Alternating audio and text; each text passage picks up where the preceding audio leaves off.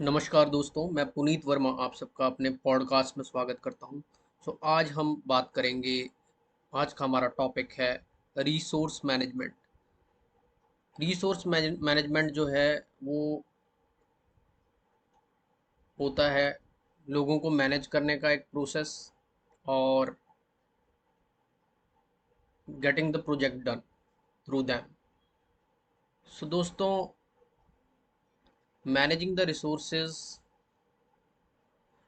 मतलब है कि हम मैनेज करें ह्यूमन रिसोर्सेज को भी और फिजिकल रिसोर्सेज को भी। फिजिकल रिसोर्सेज में आ जाते हैं हमारे material resources, equipments and machinery. उसके बाद कई स्टेप्स होते हैं रिसोर्स मैनेजमेंट में। एक ओवरव्यू समझते हैं उसका। ह्यूमन रिसोर्स मैनेजमेंट का मतलब है कि लोगों को इन्वॉल्व करना प्रोजेक्ट में,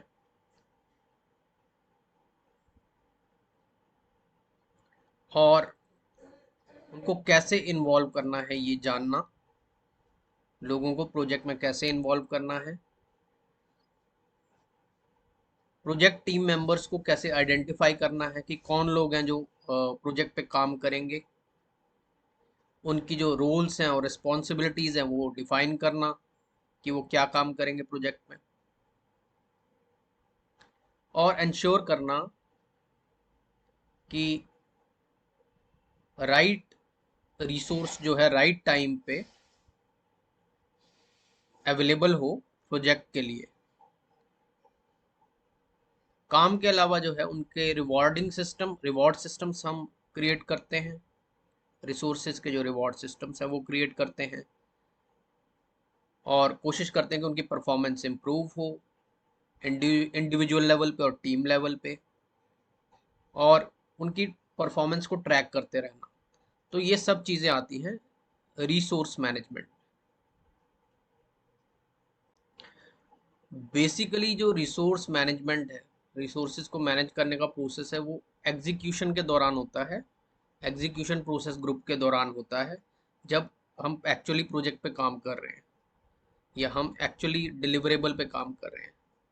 जो हमारा प्रोजेक्ट मैनेजर है, जो हमारी प्रोजेक्ट टीम है और जो प्रोजेक्ट मैनेजमेंट टीम है, everybody is involve in contributing towards the success of the project.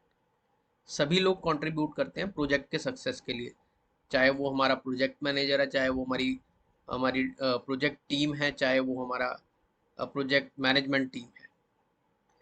Project team जो है वो रिस्पॉन्सिबल होती है प्रोजेक्ट को कंप्लीट करने के लिए, और प्रोजेक्ट मैनेजमेंट टीम रिस्पॉन्सिबल होती है प्रोजेक्ट मैनेजमेंट एक्टिविटीज़ के लिए, जैसे इनिशिएशन करना, प्लानिंग करना, एग्जीक्यूशन करना, मॉनिटरिंग करना, कंट्रोलिंग करना और क्लोजिंग द प्रोजेक्ट। उनका बेसिक काम होता है प्रोजेक्ट मैनेजर की हेल्प करना in taking care of the project management activities. So project management team basically helps the project manager in doing the project management activities, and project team basically works on the project और actual जो deliverable होता है उस पर काम करते हैं। दोस्तों, अब रिसोर्स मैनेजमेंट के प्रोसेसेस क्या है। सबसे पहले हम प्लान करते हैं रिसोर्स मैनेजमेंट। उसके बाद जो है हम जो हमारी एक्टिविटीज़ हैं उसके जो रिसोर्सेज हैं उनको एस्टिमेट करते हैं। फिर जो हमारी एक्टिविटीज़ है उनके लिए क्या रिसोर्सेज चाहिए वो एस्टिमेट करते हैं। फिर उन रिसोर्सेज को एक्वायर करते हैं। जब वो रिसोर्सेज एक्वायर हो जाते हैं फिर टीम बनाते हैं। टीम बनाने के बाद उसको मैनेज करते हैं टीम को, and then control resources to let the project close in an efficient manner. तो हमारा प्रोजेक्ट जो है अच्छे से कंटिन्यू हो और क्लोज हो जाए, उसके लिए हम अपने रिसोर्सेज को कंट्रोल करते हैं और मैनेज करते हैं। तो इन सब चीज़ों के बारे में आगे डिटेल से जानेंगे।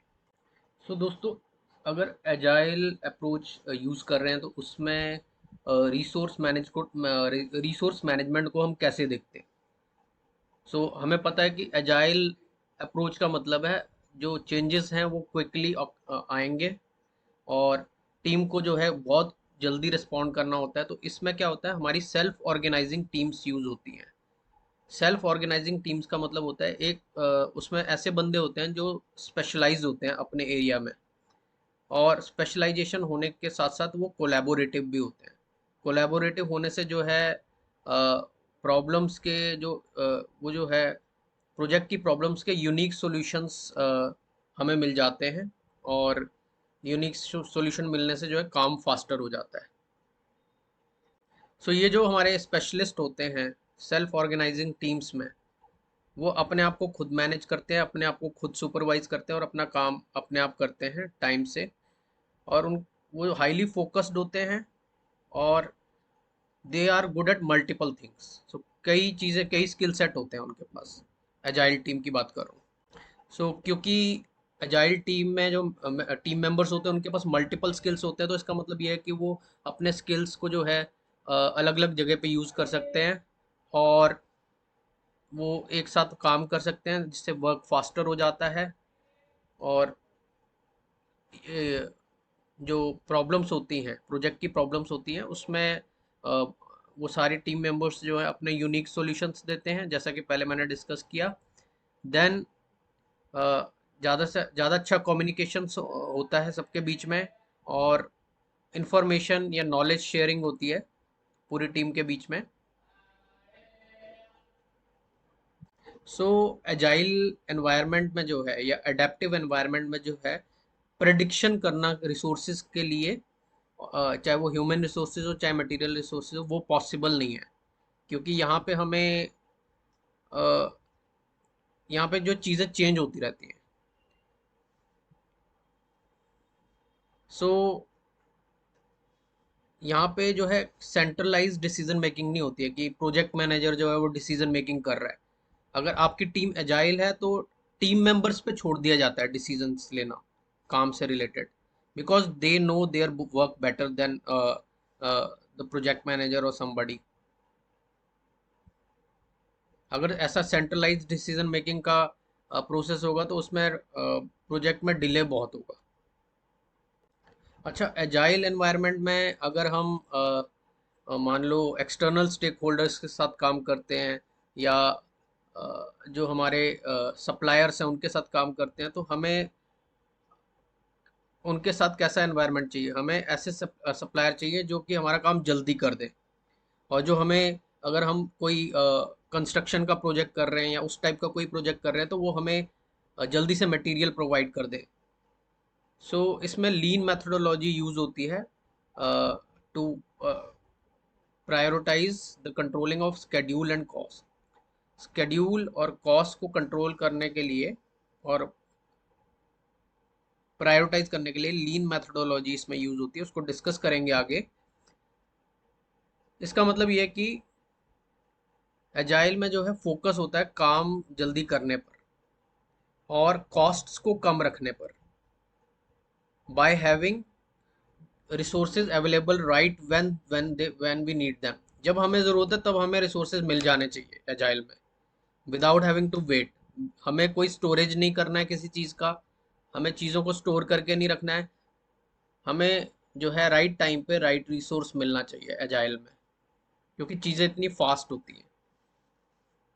सो माय फ्रेंड्स, मेरे दोस्तों, अब हम जानेंगे रोल्स एंड रिस्पॉन्सिबिलिटीज़ के बारे में प्रोजेक्ट में जो होती हैं। सो कौन डिफाइन करता है सभी स्टेक होल्डर्स की रोल्स और रिस्पॉन्सिबिलिटीज़? ठीक है, स्टेक होल्डर हर कोई जो प्रोजेक्ट में इन्वॉल्व होता है या उस प्रोजेक्ट से प्रभावित होता है उसको स्टेक होल्डर कहते हैं। ठीक है दोस्तों, तो अभी कौन बंदा है जो रोल डिफाइन कर रहा है और रिस्पॉन्सिबिलिटी डिफाइन कर रहा है? सो वो है हमारा प्रोजेक्ट मैनेजर। प्रोजेक्ट मैनेजर जो है वो सभी स्टेक होल्डर्स का रोल और सभी स्टेक होल्डर का रिस्पॉन्सिबिलिटी डिफाइन करता है। मेजर स्टेक होल्डर्स कौन होते हैं प्रोजेक्ट में? तो हमारा प्रोजेक्ट स्पॉन्सर हो गया, ठीक है, हमारा प्रोजेक्ट मैनेजर हो गया, हमारी प्रोजेक्ट टीम हो गई, प्रोजेक्ट प्रोग्राम मैनेजर हो गया, पोर्टफोलियो मैनेजर हो गया, फंक्शनल मैनेजर हो गया। तो ये सारे जो है स्टेक होल्डर्स होते हैं। अब हम जानेंगे इन सब की इंडिविजुअल लेवल पे क्या रिस्पॉन्सिबिलिटीज होंगी प्रोजेक्ट में। तो सबसे पहले जो है दोस्तों हमारा आता है प्रोजेक्ट का स्पॉन्सर। प्रोजेक्ट स्पॉन्सर, स्पॉन्सर कौन होता है? स्पॉन्सर वो बंदा होता है जो प्रोजेक्ट प्रोजेक्ट टीम के बिहाफ पे या पूरे प्रोजेक्ट के बिहाफ पे जो है स्पोक पर्सन होता है या रिप्रेजेंटेटिव होता है, जो कि रिप्रेजेंट करता है एक्सटर्नली हमारे प्रोजेक्ट वर्क को, हमारे प्रोजेक्ट को कस्टमर कस्टमर के सामने या एक्सटर्नल जो भी एक्सटर्नल स्टेक होल्डर्स हैं उनके सामने। सो बेसिकली वो हमारे लिए फंडिंग लेके आता है, और जो फाइनेंशियल रिसोर्सेज हैं प्रोजेक्ट के लिए वो लेकर आता है। जो हमारा प्रोजेक्ट है उसके लिए सपोर्ट गैदर करता है, और प्रोजेक्ट मैनेजर को अथॉरिटी देने वाला भी प्रोजेक्ट स्पॉन्सर होता है। प्रोजेक्ट मैनेजर को फंड्स देता है प्रोजेक्ट स्टार्ट करने के लिए, रिसोर्सेज एलोकेट करता है, और उसको अथॉरिटी देता है एज अ प्रोजेक्ट मैनेजर। जो हमारा फाइनल प्रोजेक्ट मैनेजमेंट प्लान बनता है उसको भी स्पॉन्सर अप्रूव करता है, उसको प्रोजेक्ट मैनेजर अप्रूव नहीं करता। अपने प्रोजेक्ट को वही उसकी उसकी प्रोटेक्शन करता है एक्सटर्नल इन्फ्लुएंसेस से, या कोई चेंजेस हो रहे हैं एक्सटर्नली, एनवायरमेंटल चेंजेस हो रहे हैं, कुछ हो रहा है तो उससे, या फिर फाइनेंशियल चेंजेस हो रहे हैं उससे प्रोटेक्शन कौन करता है प्रोजेक्ट की? वो प्रोजेक्ट स्पॉन्सर होता है। जो हमारे स्टेक होल्डर्स हैं उनको इन्फ्लुएंस कौन करता है? स्पॉन्सर। कोई कॉन्फ्लिक्ट हो जाता है जो कि प्रोजेक्ट मैनेजर के कंट्रोल में नहीं है तो उसको स्पॉन्सर रिजॉल्व करता है। चेंजेस को अप्रूव और रिजेक्ट कौन करता है? Project sponsor. अगर प्रोजेक्ट स्पॉन्सर कस्टमर भी है सो वो फॉर्मल एक्सेप्टेंस भी देता है डिलीवरेबल पे। तो ये इसका मतलब ये है कि कस्टमर भी हमारा प्रोजेक्ट स्पॉन्सर हो सकता है।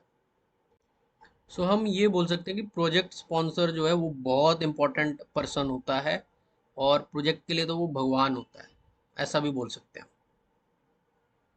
सो अगला बंदा जो हमारे प्रोजेक्ट में होता है, अगले जो रिसोर्सेज हमारे प्रोजेक्ट में होते हैं वो होते हैं जो एक्चुअल वर्क पे काम करते हैं, जो कि हमें एस्टिमेट बताते हैं वर्क ब्रेकडाउन स्ट्रक्चर में। जो हमारे वर्क पैकेजेस हैं या एक्टिविटीज़ हमने प्लान की थी उसके एस्टिमेट्स बनाते हैं। तो टाइम एस्टिमेट भी वही देते हैं, कॉस्ट एस्टिमेट भी वही देते हैं, और जो वर्क पैकेजेस हैं एक्टिविटीज उसको कंप्लीट कौन करता है? वही करते हैं। तो वो कौन है? वो है प्रोजेक्ट टीम। जो प्रोजेक्ट टीम के मेंबर्स हैं वो होते हैं रिस्पॉन्सिबल वर्क को कंप्लीट करने के लिए। वो एक्चुअल वर्क को करते हैं, एक्चुअल डिलीवरेबल जो निकालना है उस पर काम करते हैं। सो जरा स्टेप वाइज देखते हैं। जो प्रोजेक्ट टीम के मेंबर्स हैं वो प्रोजेक्ट की रिक्वायरमेंट्स को आइडेंटिफाई करते हैं, ठीक है, और उसके बाद वो आइडेंटिफाई करते हैं स्टेक होल्डर्स और उनको इन्वॉल्व करते हैं। तो सिर्फ प्रोजेक्ट मैनेजर का काम नहीं होता स्टेक होल्डर्स को इन्वॉल्व करना, प्रोजेक्ट टीम के मेंबर्स भी स्टेक होल्डर्स को इन्वॉल्व करते हैं और उनके साथ एंगेज करते हैं, और इंश्योर करते हैं कि वो एंगेज कंटिन्यूस एंगेज कर रहे हैं कि नहीं कर रहे। वर्क ब्रेकडाउन स्ट्रक्चर बनाते हैं, उसको एस्टिमेशन करते हैं कॉस्ट और टाइम का, और प्रोजेक्ट मैनेजमेंट प्लान जो बनाया गया है उसके अकॉर्डिंग जो है डिलीवरेबल्स प्रोड्यूस करते हैं। जैसा कि हमें स्कोप स्टेटमेंट में बताया गया था सब कुछ, प्रोजेक्ट स्कोप स्टेटमेंट में डिस्क्रिप्शन था पूरा, तो उसके ऊपर काम करते हैं, डिलीवरेबल के ऊपर काम करते हैं।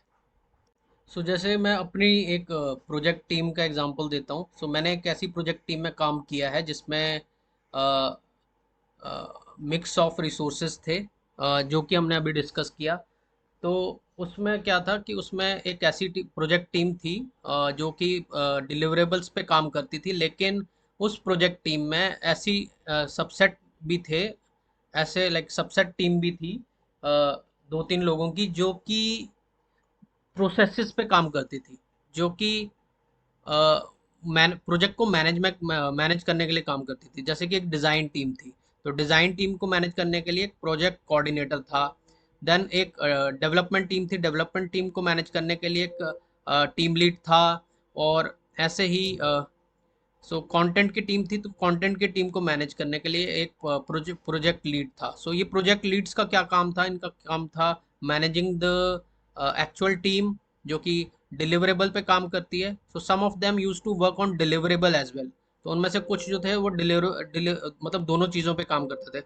टीम को मैनेज भी करना है और अप्रूवल्स भी लाने हैं, सो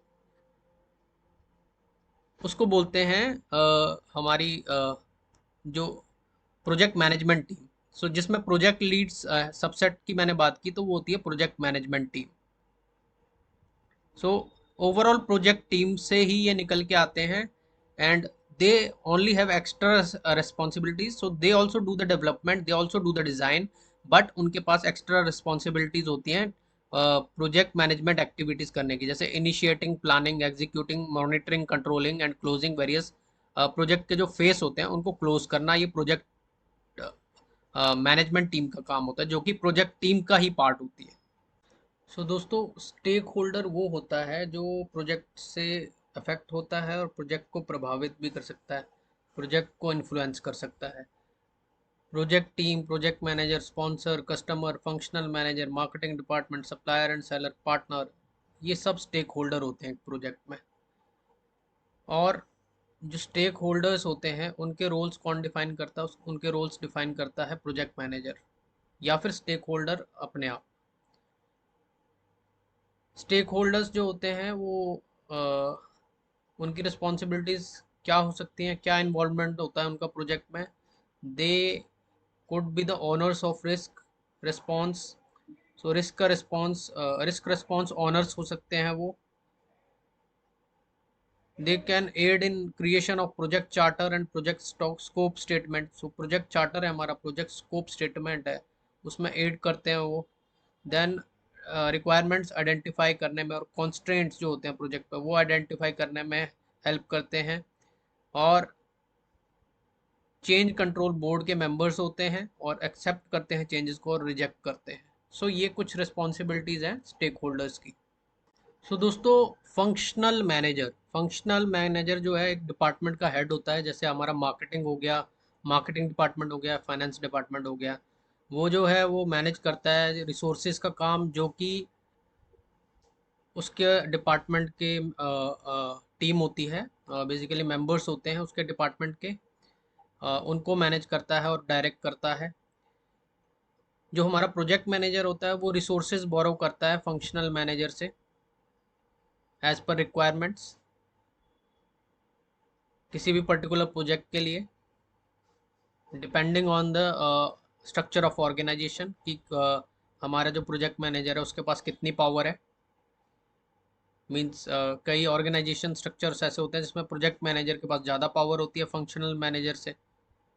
सो वो हम स्टडी करेंगे दूसरे सेशंस में। मेजर जो टास्क होते हैं फंक्शनल मैनेजर के, वो होता है प्रोजेक्ट मैनेजर से नेगोशिएट करना,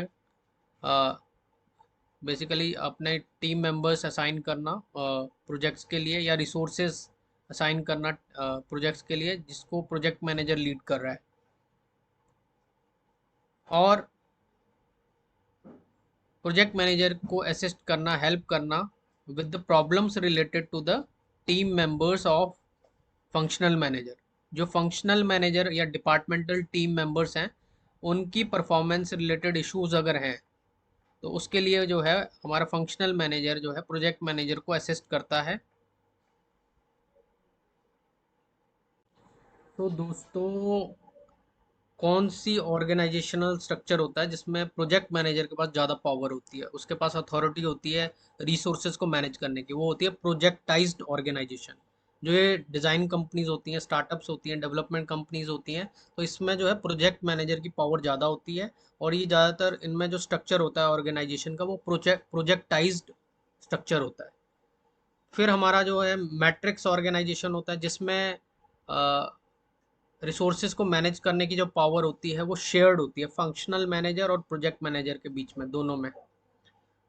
और फंक्शनल ऑर्गेनाइजेशन जो होती है, फंक्शनल स्ट्रक्चर होता है जहाँ पे, वहाँ पे जो फंक्शनल मैनेजर है वो रिसोर्सेज को मैनेज करता है, और प्रोजेक्ट मैनेजर जो है उसको अ, अगर कोई रिसोर्स चाहिए, एक्वायर करना है या बोरो करना है फंक्शनल मैनेजर से, तो उसको फंक्शनल मैनेजर के साथ या डिपार्टमेंट के साथ जो है कोऑर्डिनेट करना पड़ता है, उसको रिलेशनशिप मैनेज करना पड़ता है फंक्शनल मैनेजर के साथ। सो फ्रेंड्स, जो हमारा पोर्टफोलियो मैनेजर होता है जिसके अंडर जो है काफ़ी सारे प्रोजेक्ट्स और प्रोग्राम्स होते हैं, सो पोर्टफोलियो मैनेजर जो है वो प्रोजेक्ट्स और प्रोग्राम्स को मैनेज करता है जो कि रिलेटेड और अनरिलेटेड हो सकते हैं एक दूसरे से, और इंश्योर करता है कि प्रोजेक्ट्स जो हैं ऐसे प्रोजेक्ट सेलेक्ट किए जाएं जिनका रिटर्न जो है अच्छा हो और वो कॉरपोरेट्स कंपनी की जो कॉरपोरेट स्ट्रेटेजी है उसको मीट करता हो। सो दोस्तों, roles and responsibilities of a program manager.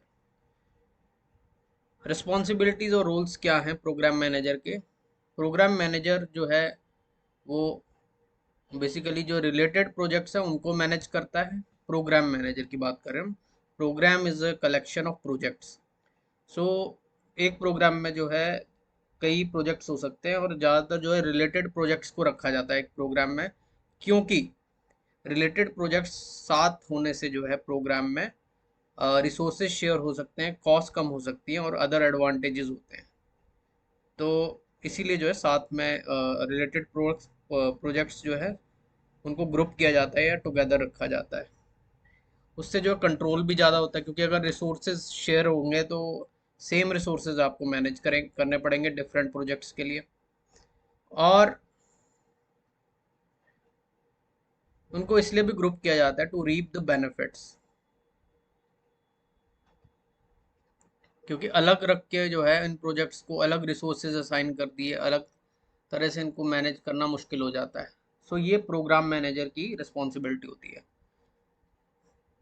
So portfolio में हमारे प्रोजेक्ट्स भी आ जाते हैं, प्रोग्राम्स भी आ जाते हैं, और जो हमारे प्रोजेक्ट्स या प्रोग्राम्स हैं मे बी अनरिलेटेड, अनरिलेटेड भी हो सकते हैं।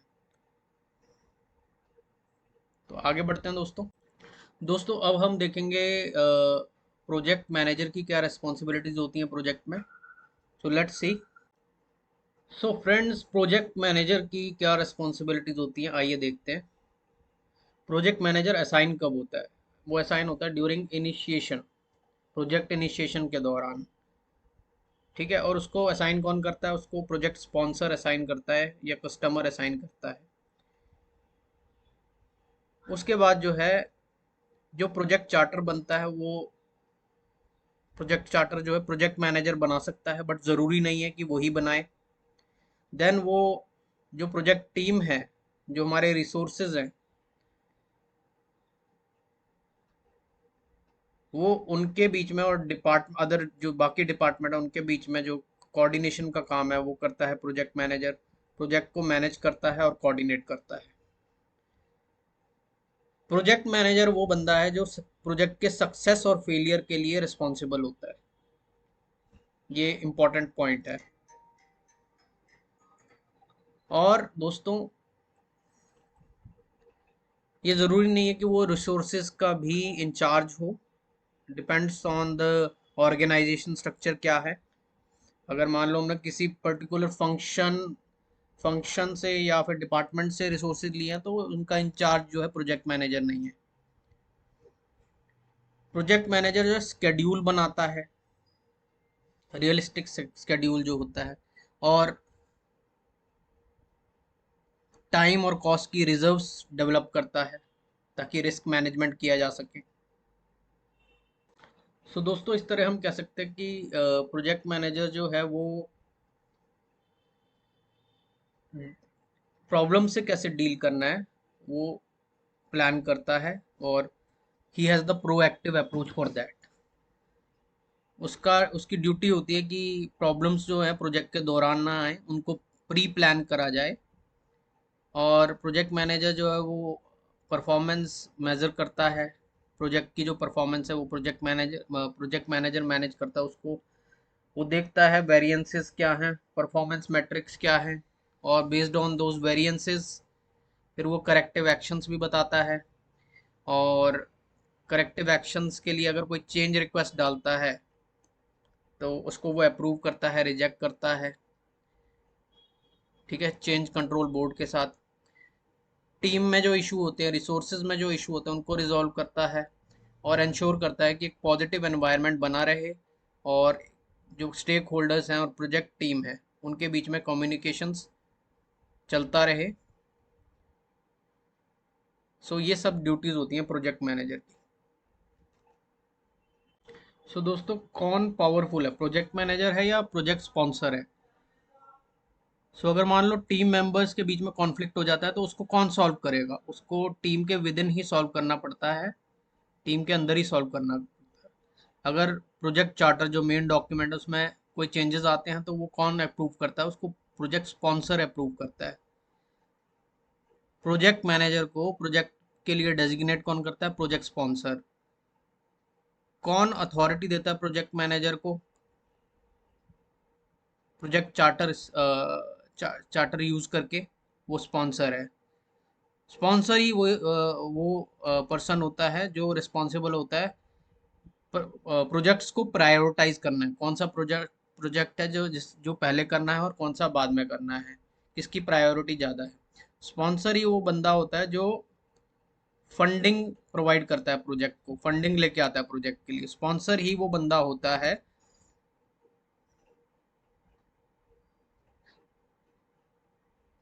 जो प्रोजेक्ट चार्टर बनाता है। इन रेयर केसेस जो है प्रोजेक्ट मैनेजर जो है चार्टर बनाता है। सो स्पॉन्सर और फंक्शनल मैनेजर जो हैं वो रिसोर्सेज को कंट्रोल करते हैं प्रोजेक्ट में, स्पॉन्सर और फंक्शनल मैनेजर। लेकिन अगर मैट्रिक्स ऑर्गेनाइजेशन है तो हमें पता है कि दोनों का इक्वल रोल है। फंक्शनल मैनेजर हो गया, हमारा प्रोजेक्ट मैनेजर हो गया, so they share the responsibility. Project manager जो है वो एनालाइज करता है impact of changes to other constants.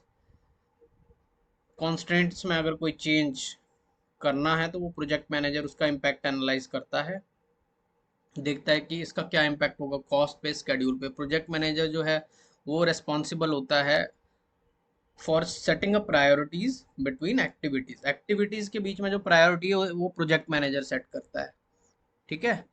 और प्रोजेक्ट मैनेजर जो है प्रोवाइड करता है network diagram and critical path, ठीक है दोस्तों, नेटवर्क डायग्राम।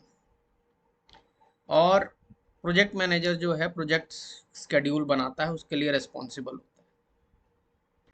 तो सबसे ज़्यादा जो इम्पोर्टेंट है रिस्पॉन्सिबिलिटी प्रोजेक्ट मैनेजर की, वो क्या है दोस्तों? वो है कि उसको आइडेंटिफाई करना पड़ता है कि कितने रिसोर्सेज चाहिए किसी पर्टिकुलर प्रोजेक्ट में। सो ही डिटरमाइंस रिक्वायर्ड रिसोर्सेज। उसके अलावा जो है वो नेगोशिएट करता है रिसोर्स मैनेजर से या फंक्शनल मैनेजर से to get the optimal resources. Project के लिए जो है ऑप्टिमल रिसोर्सेज मिल जाएं, उसके लिए नेगोशिएट करता है। देन वो कंफर्म करता है अवेलेबिलिटी ऑफ द रिसोर्सेज, कि रिसोर्सेज अवेलेबल हैं, किस टाइम है, कब हैं। फिर वो प्रोजेक्ट टीम की एक डायरेक्टरी बनाता है। फिर वो उनके उनके लिए प्रोजेक्ट टीम के मेंबर्स के लिए और स्टेक होल्डर्स के लिए जॉब डिस्क्रिप्शन असाइन करता है। फिर वो इंश्योर करता है रोल्स और रिस्पॉन्सिबिलिटी हैं वो क्लियरली असाइन हो चुके हैं। फिर वो अगर कोई ट्रेनिंग की ज़रूरत है रिसोर्सेज के लिए तो वो अरेंज करता है। फिर इसके बाद वो परफॉर्मेंस के लिए जो है रिवॉर्ड और रिकॉग्निशन सिस्टम बनाता है। और जो टीम मेंबर्स की परफॉर्मेंस है उनको ऑफिशियल रिकॉर्ड्स में डालता है। सो ये सब काम जो है ह्यूमन रिसोर्सेज से रिलेटेड भी प्रोजेक्ट मैनेजर कोऑर्डिनेट करता है, मैनेज करता है। तो दोस्तों, हमारा जो पहला प्रोसेस आता है वो है plan human resource management process. So इस प्रोसेस में जो है प्लानिंग होती है और प्लानिंग के दौरान जो है ह्यूमन रिसोर्सेज प्लान किए जाते हैं। बेसिकली प्रोजेक्ट टीम की क्या रिस्पॉन्सिबिलिटीज़ रहेगी और स्टेक होल्डर्स की क्या रिस्पॉन्सिबिलिटीज़ रहेगी वो क्लैरिफाई किया जाता है। और ह्यूमन रिसोर्सेज जो हैं उनको एक्वायर किया जाता है जिन एज पर स्किल्स। और जो रिपोर्टिंग रिलेशनशिप हैं वो बनाए जाते हैं। Then human resource management plan बनाया जाता है जो कि इसका आउटपुट होता है इस प्रोसेस का। और स्टाफिंग मैनेजमेंट प्लान भी बनाया जाता है। तो आगे देखते हैं। तो दोस्तों, इसमें जो है कई डॉक्यूमेंट्स बनते हैं। Plan human resource management, human resources को प्लान कर रहे हैं ना तो इसमें कई डॉक्यूमेंट्स बनते हैं, जैसे कि रोल्स और रिस्पॉन्सिबिलिटी का clearly defined documents. Organization chart बनता है जिसमें पूरा हायरार्की होती है, रिपोर्टिंग की और पूरा स्ट्रक्चर होता है ऑर्गेनाइजेशन का। फिर हमारी पोजीशंस जो भी होते हैं उनके डिस्क्रिप्शंस होते हैं। ह्यूमन रिसोर्स मैनेजमेंट प्लान होता है एक डॉक्यूमेंट। और एक्टिविटीज़ एंड वर्क पैकेजेस, जो भी एक्टिविटीज़ और वर्क पैकेजेस हैं जो टीम मेंबर्स को असाइन हुए हैं उनका रिकॉर्ड होता है। Then meetings and reporting responsibilities बताई जाती हैं टीम को। Then risk, project management and quality related responsibility. So risk जो है, रिस्क रिस्पॉन्सेज के इंफॉर्मेशन होती है और किसकी क्या रिस्पॉन्सिबिलिटी है, प्रोजेक्ट मैनेजमेंट की रिस्पॉन्सिबिलिटी किस ह्यूमन रिसोर्स की है, क्वालिटी रिलेटेड रिस्पॉन्सिबिलिटीज़ किसकी हैं, तो वो सारी इंफॉर्मेशन होती है। फिर हमारा आता है स्टाफिंग मैनेजमेंट प्लान, जो कि बहुत इंपॉर्टेंट है। तो स्टाफिंग में जो है स्टाफ एक्विजिशन, स्टाफ एक्वायर करना। देन रिसोर्स कैलेंडर्स होने चाहिए दैट टेल अस कि कौन सा रिसोर्स कब अवेलेबल है। फिर स्टाफ रिलीज का क्या प्लान है, कब कहाँ पे कौन सा स्टाफ की ज़रूरत है। फिर स्टाफ की ट्रेनिंग, फिर स्टाफ का रिकॉग्निशन एंड रिवॉर्ड सिस्टम। तो ये सब आता है स्टाफिंग मैनेजमेंट प्लान में। सो फाइनली दोस्तों, हमें मिल जाता है ह्यूमन रिसोर्स मैनेजमेंट प्लान, और उसमें 3 डॉक्यूमेंट होंगे। एक होगा रोल्स एंड रिस्पॉन्सिबिलिटीज़ का डॉक्यूमेंट, और दूसरा होगा organizational chart related to project, और तीसरा होगा स्टाफिंग मैनेजमेंट प्लान। तो ये आउटपुट होगा हमारा। तो दोस्तों, अब हम पढ़ेंगे ऑर्गेनाइजेशन के चार्ट के बारे में। ऑर्गेनाइजेशन चार्ट जो है वो इस्तेमाल होते हैं अलग अलग पर्पसेस के लिए, और बेसिकली जो यूज़ होते हैं वो होते हैं रोल्स और रिस्पॉन्सिबिलिटीज़ को रिकॉर्ड करने के लिए। कई तरह के होते हैं, आइए देखते हैं कौन कौन से होते हैं, सारे डिस्कस करेंगे। तो सबसे पहले जो है हमारा है रिस्पॉन्सिबिलिटी असाइनमेंट मैट्रिक्स, रैम। इसमें क्या है, किसकी क्या रिस्पॉन्सिबिलिटी है और किस प्रोजेक्ट टीम मेंबर को कौन सी एक्टिविटी असाइन की गई है, या वर्क पैकेज के लिए कौन सा मेंबर असाइन किया गया है, वो सब इसमें डिटेल्स होती है। इसमें होता है कि कौन बंदा किस किस एक्टिविटी के लिए रिस्पॉन्सिबल है, इसको बोलते हैं रैम, रिस्पॉन्सिबिलिटी असाइनमेंट मैट्रिक्स। इसके बाद दोस्तों रेसी चार्ट होता है। सो रेसी की फुल फॉर्म होती है responsible, accountable, consult and inform. So इसमें जो है ज़्यादा क्लियरली रिस्पॉन्सिबिलिटीज़ डिफाइन होती हैं as compare to RAM. So it इसमें भी यही होता है कि who is responsible for what aspect of a particular activity और वर्क पैकेज। सो डिटेल में है पर्टिकुलर एक्टिविटी के अंदर कौन किसकी रिस्पॉन्सिबिलिटी है उसको पूरा करने की, और कौन अकाउंटेबल है उसके लिए। जैसे कि रिस्पॉन्सिबल हो सकता है प्रोजेक्ट टीम मेंबर, और अकाउंटेबल हो सकता है प्रोजेक्ट टीम लीड। ओके। सो रेसी चार्ट के बारे में भी जानेंगे आगे। अभी हम सिर्फ डेफिनेशन जान लेते हैं कि ये भी एक तरह का जो है रिस्पॉन्सिबिलिटी असाइनमेंट, रिस्पॉन्सिबिलिटी असाइन करने का मैट्रिक्स है। फिर हमारा आ जाता है दोस्तों ऑर्गेनाइजेशनल ब्रेकडाउन स्ट्रक्चर। ऑर्गेनाइजेशन का ब्रेकडाउन होता है इसमें किस डिपार्टमेंट की क्या रिस्पॉन्सिबिलिटी है प्रोजेक्ट के लिए। जैसे एचआर की क्या रिस्पॉन्सिबिलिटी है, प्रोक्योरमेंट डिपार्टमेंट की क्या रिस्पॉन्सिबिलिटी है प्रोजेक्ट के लिए, और हमारे मार्केटिंग डिपार्टमेंट जो है उसकी रिस्पॉन्सिबिलिटी क्या है। सो ओबीएस में बताया जाता है ये सारा डिपार्टमेंटल रिस्पॉन्सिबिलिटीज़। फिर हमारा हम पढ़ेंगे रिसोर्स हिस्टोग्राम। हिस्टोग्राम में होता है कि भाई जैसे बार चार्ट होता है, जैसे जनवरी में जो है हमने 10 रिसोर्सेज यूज़ किए, फरवरी में हमने 20 रिसोर्सेज यूज़ किए। मतलब होता है कि नंबर ऑफ रिसोर्सेज हमने कितने यूज़ करे हैं for a particular period of time. Resource histogram इसको बोलते हैं। सो दोस्तों हमें पता चल जाता है कि भाई जैसे जनवरी महीना है उसमें कितने मैनेजर लगेंगे, कितने डेवलपर लगेंगे, कितने टेस्टर लगेंगे। उसके बाद हमारा ब्रेक डाउन आ जाता है रिसोर्सेज का। रिसोर्सेज ब्रेक डाउन होता है जैसे रिसोर्सेज के जो टाइप हैं, बेस्ड ऑन दैट ये पीपल रिसोर्सेज हैं, या मटेरियल रिसोर्सेज हैं, या इक्विपमेंट रिसोर्सेज हैं। So based on category resources का डिवीजन होता है। रिसोर्स इसको कहते हैं रिसोर्स ब्रेकडाउन स्ट्रक्चर। सो हमारा अगला जो प्लान है वो है स्टाफिंग मैनेजमेंट प्लान। स्टाफिंग को कैसे मैनेज करते हैं। सो इस प्लान में बेसिकली इंफॉर्मेशन होती है कि हम कैसे जो है रिसोर्सेज को जो है स्टाफ को या रिसोर्सेज को या लोगों को एक्वायर करेंगे, फिर उनको ट्रेनिंग देंगे, फिर उनको मैनेज करेंगे प्रोजेक्ट के दौरान और फिर उनको रिलीज कर देंगे। सो अलग अलग डॉक्यूमेंट्स होते हैं, जैसे स्टाफ एक्विजिशन प्लान अलग होता है, रिसोर्स कैलेंडर अलग होते हैं। तो जैसे एक्विजिशन जो है कहाँ से करना है, इंटरनली हमारे पास रिसोर्सेज अवेलेबल हैं कि नहीं, या एक्सटर्नली करना है या कॉन्ट्रैक्चुअल बेसिस पे करना है। तो स्टाफ एक्विजिशन प्लान ये होता है कि कहाँ से करना है, कैसे करना है रिसोर्सेज। उसके बाद रिसोर्स कैलेंडर में जो है अवेलेबिलिटी होती है रिसोर्सेज की, कौन सा रिसोर्स कब अवेलेबल है और उनको प्रोजेक्ट के लिए कब यूज़ करना है, किस पॉइंट ऑफ टाइम में यूज़ करना है, किस एक्टिविटी के लिए यूज़ करना है। सो इस डॉक्यूमेंट में रिसोर्स कैलेंडर जो होता है basically tells us about the time in which resources are available to the work of the project. So उनकी अवेलेबिलिटी कब की है प्रोजेक्ट पूरा करने के लिए, वो चेक करते हैं, वो बेसिकली मैच करने की कोशिश करते हैं रिसोर्स कैलेंडर में। सो दोस्तों फिर होता है स्टाफ रिलीजिंग प्लान, क्योंकि स्टाफ का यूज़ हो गया तो यूज़ होने के बाद उनको रिलीज़ किया जाता है एक प्रोजेक्ट से। तो उनको कब रिलीज़ करना है,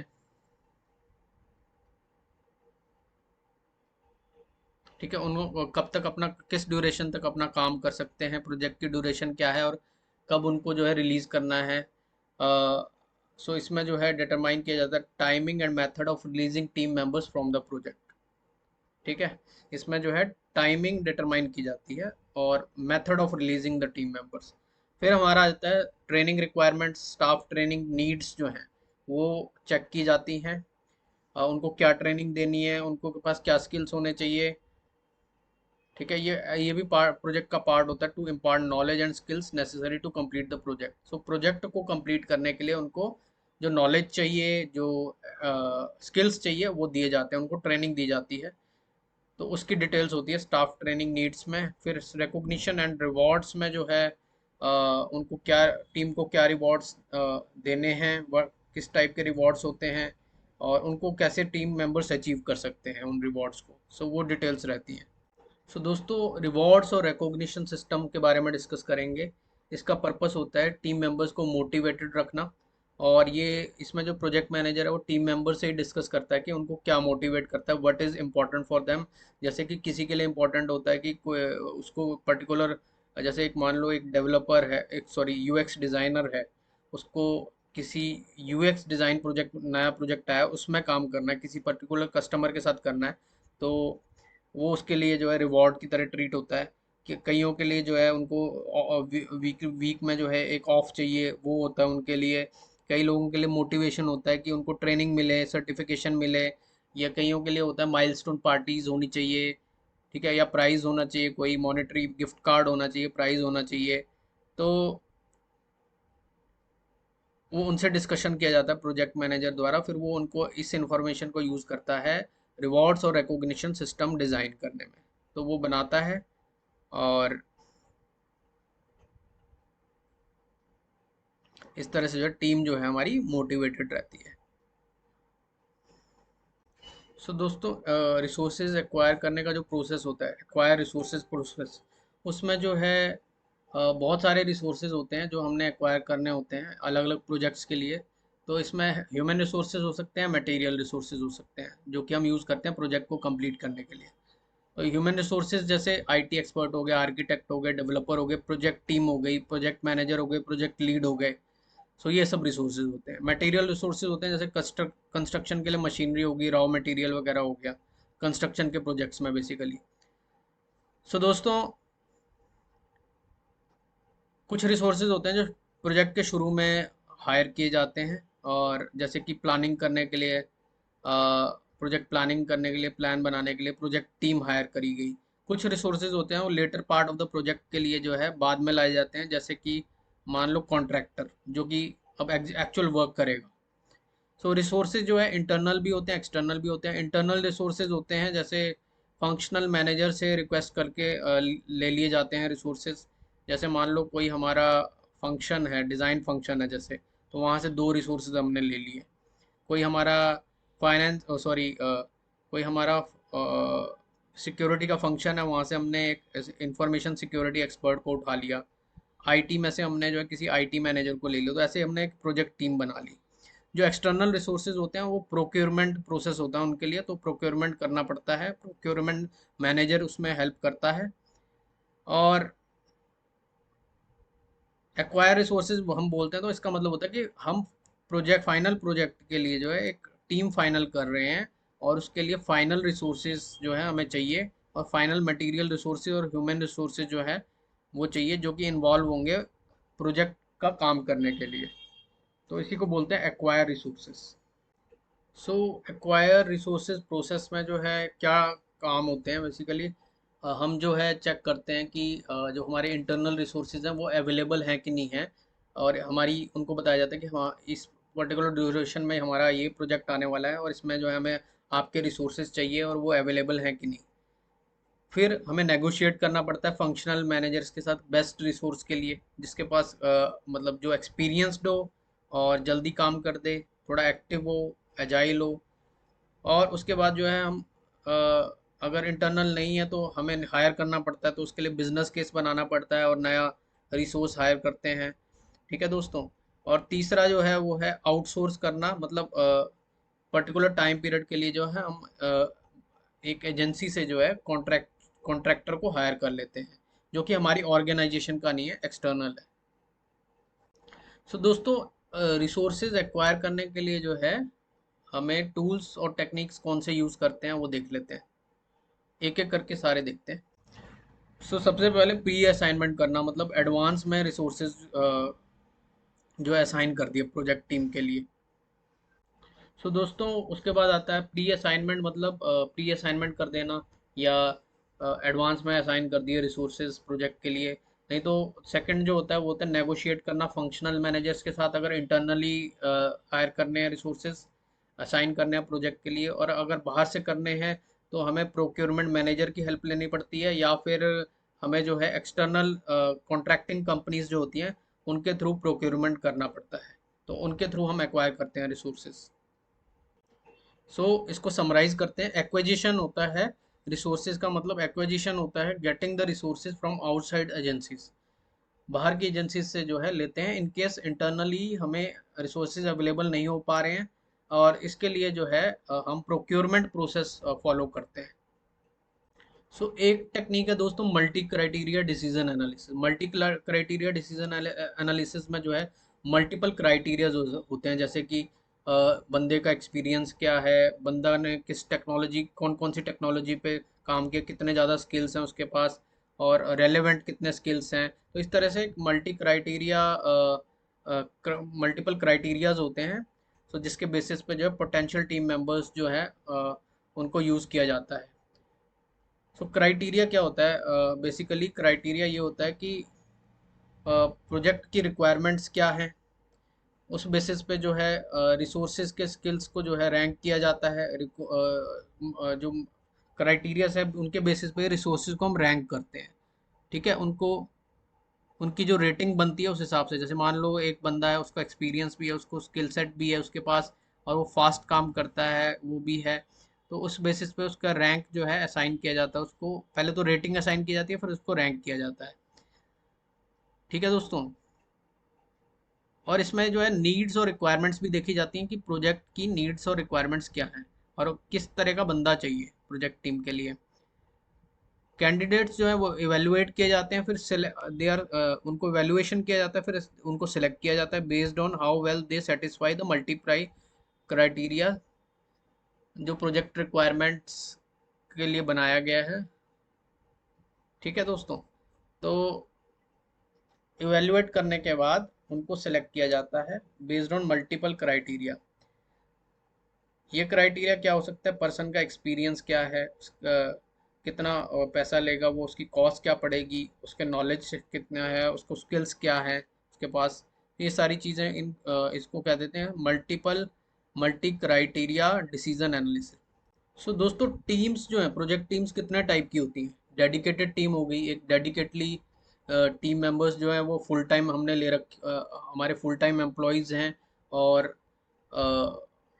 वो जो है वो मैट्रिक्स में और प्रोजेक्टाइज ऑर्गेनाइजेशंस में सेम होती हैं, प्रोजेक्ट मैनेजर को रिपोर्ट करती हैं, और उन प्रोजेक्ट मैनेजर के पास ही उनका कंट्रोल होता है। डेडिकेटेड टीम होती है पर्टिकुलर प्रोजेक्ट मैनेजर के अंडर। ठीक है दोस्तों। और उसके बाद वर्चुअल टीम होती है। वर्चुअल टीम जैसे कि तीन चार ऑर्गेनाइजेशन है, उनको एक प्रोजेक्ट कर पे काम कर रही हैं, बट वो ऑर्गेनाइजेशन जो है अलग अलग देशों में है, तो वर्चुअल टीम बनाई जाती है।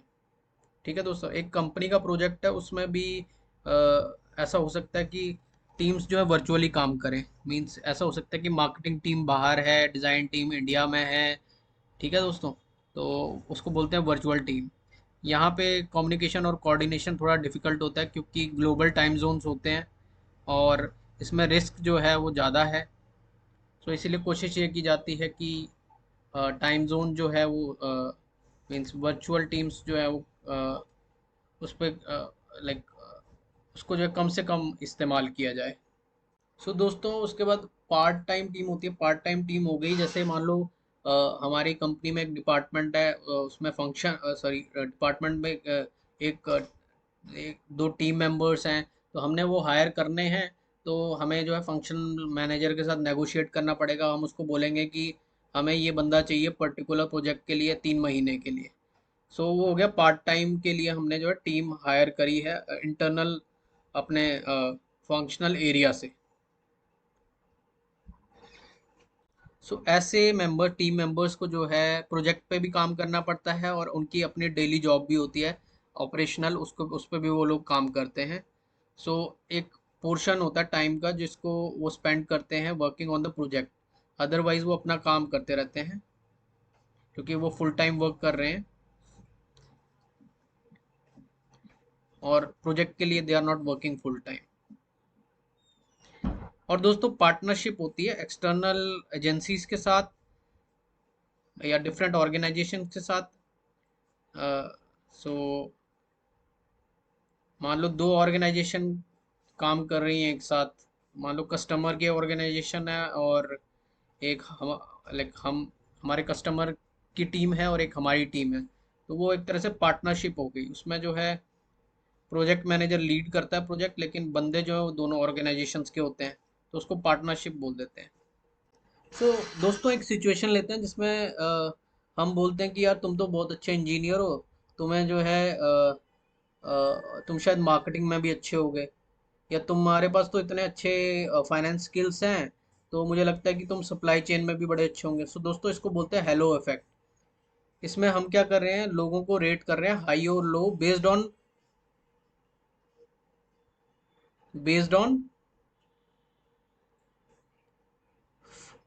Based on a single factor. ठीक है। हम हाई और लो सभी फैक्टर्स पे उसको जो है रेट कर रहे हैं based on a single factor. So ऐसा नहीं होना चाहिए। This is a halo effect. So दोस्तों अगर कोई डिस्प्यूट हो जाता है, कॉन्फ्लिक्ट हो जाता है, तो एक न्यूट्रल पार्टी जो है वो आर्बिट्रेशन करती है। So that is the definition of arbitration.